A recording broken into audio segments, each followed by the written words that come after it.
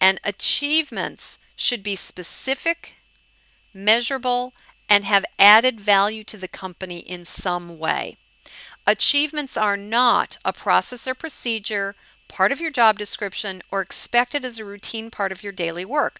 Again, very, very common mistake in terms of what people put on their resumes. A lot of people put duties and responsibilities dressed up in achievement clothing.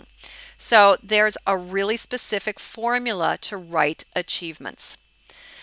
Make sure, sorry, I've gotten ahead of myself. So make sure that it's a process, a procedure, that they're not a process, a procedure, part of your job description, or expected as a routine daily work. What they are is a demonstration that you've done a good job. So in this instance, you've achieved 85% utilization rate, or that you have completed a project, a demonstration that you've gone above and beyond the call of duty, or something that you were hand selected to do.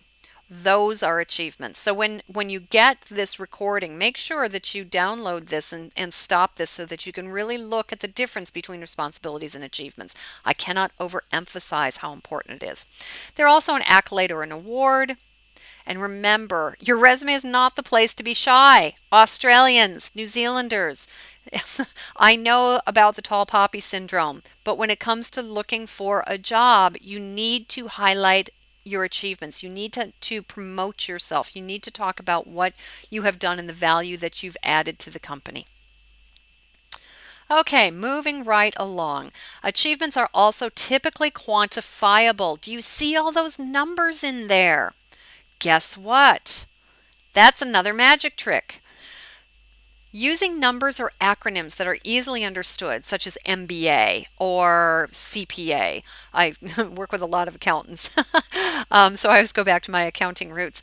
But acronyms that people are familiar with. Now, one of the people that signed up for the role, I don't think that she signed up for the webinar, I don't think she's actually on there, I know works for American Express. And American Express has their acronym city.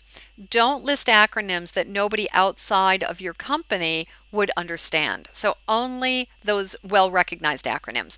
But numbers. Now, I want you to violate all of the rules that you were taught in high school grammar. Instead of spelling out the numbers, you actually want to use numbers. The reason being is because the human eye is drawn to numbers, and the more numbers you have in your resume, the longer the eye will stay on the resume. And guess what? The longer the eye stays on the resume, the more chance you have of the hiring manager giving you a call.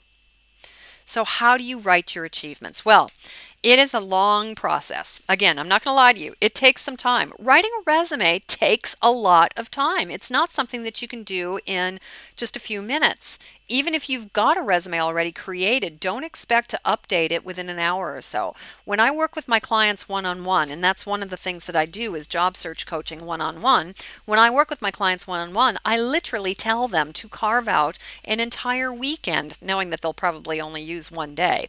But it takes a lot of real sitting back and thinking about this stuff. So start with your current or most recent role, and then do these steps for every single role that you have ever had.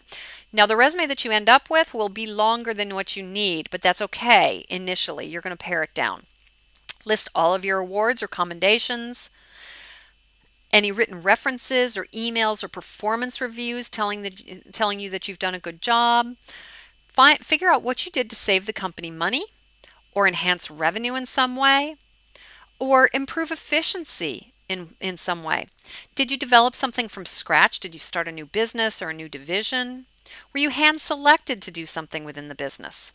Do you have particular success managing staff? Have your staff gone on to achieve things, or do you have a really good employee retention rate? What else are you proud of having accomplished?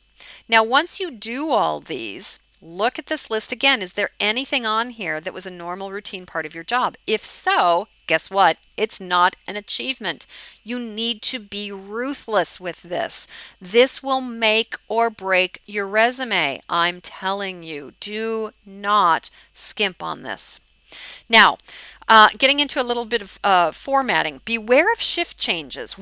When you go through and start writing your achievements, you want to make sure that you put anything that you're doing currently or have done in your current job in the present tense, and anything in past jobs should be in the past tense. Another thing that will kill resumes are people who never update their resumes once they've changed jobs and everything is still listed in the present tense. So again, subtle but important. Now, if you've been enjoying these tips, then please subscribe so you don't miss any of them.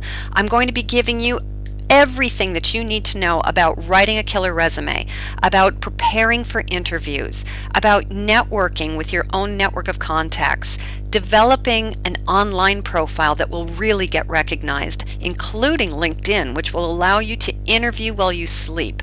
I'll be helping you manage your own job search and do the scariest thing of all, approach companies directly. It might be scary, but it's actually the most effective technique that people can use to look for jobs.